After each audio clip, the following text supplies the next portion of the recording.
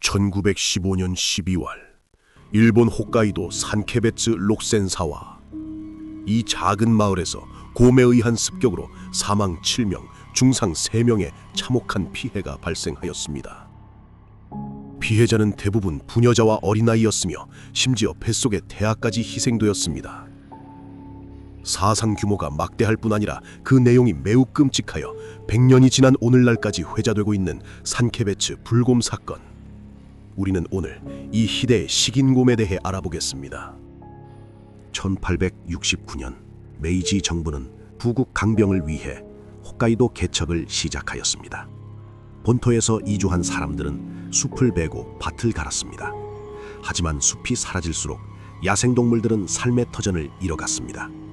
먹이 부족에 시달린 곰들은 점점 인간의 거주지로 내려오기 시작합니다.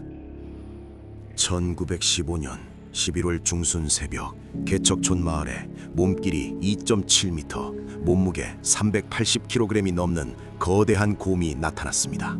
사람들이 놀라 소리쳤고 곰은 옥수수 몇 개만 주워 먹고 사라졌습니다. 며칠 뒤인 11월 20일 또다시 곰이 출현하자 위협을 느낀 마을 사람들은 2명의 사냥꾼을 불렀습니다. 11월 30일 다시 나타난 곰은 사냥꾼들의 총을 맞았지만 달아나 버렸습니다. 이후 사냥꾼들은 발자국과 혈흔을 추적하였으나 심한 눈보라 때문에 결국 포기하고 맙니다. 그들은 총에 맞아 겁을 먹은 곰이 더 이상 오지 않을 것이라 여겨 철수하였습니다. 이것이 비극의 시작이었습니다. 12월 9일 오전 10시경 마을 서쪽 강유역의 오타가, 이곳에서 첫 번째 습격이 발생합니다. 가장인 사부로와 객식구 요키치가 마을 다리 공사를 위해 자리를 비운 사이 집에는 아내 마유와 6살 난 미키오가 남아 있었습니다. 여느 때처럼 부인은 점심 준비에 한창이었고 아이는 엄마를 도와 집안일을 돕고 있었습니다. 그러던 중 아이는 문득 벽 쪽에서 낯선 인기척을 느낍니다. 궁금해진 아이가 벽의 구멍을 통해 바깥을 바라본 순간 소리의 정체와 마주하게 됩니다. 인기척의 정체는 며칠 전 마을에 나타났다가 사냥꾼들에게 쫓겨난 불곰이었습니다. 거대한 짐승을 본 아이는 비명을 지르고 곰을 자극했습니다. 흥분한 곰은 순식간에 집결한 모습으로 도망쳤습니다. 잠시 후 새참을 가지러 집에 돌아온 요키치는 방 안에 조용히 누워 자는 듯한 미키오를 발견합니다. 아이를 놀라게 해주려 다가간 그는 이내 끔찍한 모습에 경악하고 맙니다. 아이는 목에 엄지손가락만 한 구멍이 뚫린 채 숨져 있었습니다. 마유는 보이지 않았고 벽과 바닥에는 핏자국이 낭자했습니다. 집 밖 눈 위에는 산 쪽으로 이어지는 건붉은 혈흔과 거대한 발자국이 선명했습니다. 다음 날 아침 마을 사람들은 수색대를 꾸려 추적을 시작했습니다. 현장 인근에서 곰과 마주친 그들은 즉시 총을 겨눴습니다. 하지만 평소 손질이 불량했던 7정 중 6정이 불발되었고 단 한 발만이 발사되었습니다. 이에 분노한 곰이 사람들을 덮쳤고 수색대는 혼비백산하여 도망쳤습니다. 이후 주변을 수색하던 그들은 나뭇가지에 파묻힌 마유의 시신을 발견했습니다. 시신은 하반신만 남은 참혹한 모습이었습니다.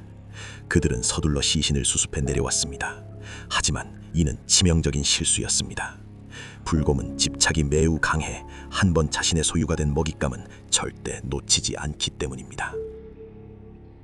12월 10일 밤 오타가에서는 희생자들의 장례가 치러지고 있었습니다. 곰은 먹이가 있는 곳을 다시 찾는다는 불길한 속설 때문에 여자와 아이들은 500m 떨어진 메이케이가로 피신했고 오타가에는 남자 9명만이 남아 경계를 섰습니다. 하지만 오후 8시 곰이 돌아왔습니다. 자신이 숨겨둔 먹이를 되찾기 위해 시신이 안치된 방의 벽을 부수고 난입한 것입니다. 관이 뒤집히고 시신이 나뒹굴며 현장은 순식간에 아수라장이 되었습니다. 사람들이 석유통을 두드리고 총을 쏘자 곰은 다시 어둠 속으로 도망쳤습니다. 하지만 쫓겨난 곰이 향한 곳은 깊은 숲이 아니었습니다.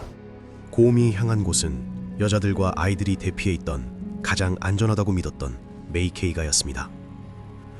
그곳엔 임산부 다케를 포함해 총 11명이 숨어 있었습니다. 평화로운 저녁, 갑자기 창문이 깨지며 놈이 들이닥쳤습니다. 램프가 꺼진 어두운 집안에서 망칠 곳 없는 50분간의 일방적인 학살이 시작되었습니다. 메이케이가의 아키카베 마유는 곧 곰에게 물려 중상을 입었으나 곰이 요키치에게 정신이 팔린 틈을 타 아이를 업고 가까스로 탈출했습니다. 거실에 있던 아이들은 그 자리에서 목숨을 잃거나 산채로 물어뜯기는 중상을 입었습니다.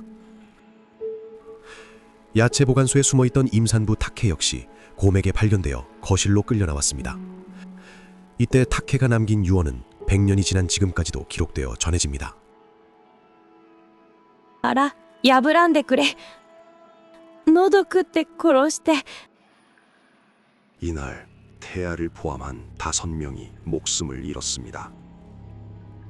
비명을 듣고 달려온 남자들은 뼈와 살점을 흘러드는 소리에 압도되어 섣불리 집 안으로 들어가지 못했습니다. 사람들은 곰이 밖으로 나올 타이밍을 기다렸다가 총으로 쏘아 죽이기로 결정하고 집을 에워쌌습니다. 결국 곰이 밖으로 나올 때를 기다려 공격했지만 이번에도 대다수의 총이 불발되며 곰을 놓치고 맙니다. 집안의 광경은 처참했습니다. 피는 천장까지 튀어 있었고 바닥은 온통 피바다였습니다. 바닥에는 뜯어먹혀 죽은 2아이와 타케의 시체가 있었습니다. 12월 12일 사건을 접한 홋카이도청에서는 사건의 심각성을 인식하고 600명의 대규모 토벌대를 조직하여 마을로 투입시켰습니다. 그들은 12일부터 곰을 잡기 위한 대대적인 수색 작전을 펼쳤지만 사람에 익숙했던 곰은 자취를 감추었습니다. 이에 희생자의 시신을 미끼로 두는 비인도적인 작전까지 감행했으나 영리한 곰은 덫을 교묘히 피해갔습니다. 이때 전설적인 사냥꾼 야마모토 헤이키치가 등장합니다. 그는 과거 고등어 손질용 칼로 곰을 때려잡았을 만큼 담력이 대단하였으며 또한 들꿩이나 다람쥐 같은 작은 동물도 단 한 발의 실탄으로 명중시키는 실력자였습니다. 12월 14일 헤이키치는 토벌대와는 다른 경로로 산에 진입했고 산 정상 부근 물참나무 아래서 쉬고 있는 불곰을 발견했습니다. 그는 숨을 죽인 채 20m 앞까지 다가갔습니다. 느릅나무에 몸을 지탱하고 쏜 첫 번째 단환이 곰의 심장을 꿰뚫었습니다. 하지만 불곰은 벌떡 일어나 헤이키치를 노려보았습니다. 그 절체절명의 순간 헤이키치는 즉시 두 번째 단환을 발사했습니다. 총탄은 머리를 관통했고 희대의 식인 곰은 마침내 헤이키치의 손에 생을 마감했습니다. 참혹한 사건이 남긴 깊은 상처 때문이었을까요? 마을 사람들은 하나둘 정든 터전을 떠났고 결국 산케베츠 마을은 지도 위에서 영원히 자취를 감추었습니다. 무분별한 자연 파괴가 불러온 비극적인 습격. 이것은 자연이 우리 인간에게 던지는 엄중한 경고였을지도 모릅니다. 시청해 주셔서 감사합니다. 구독, 좋아요 부탁드립니다.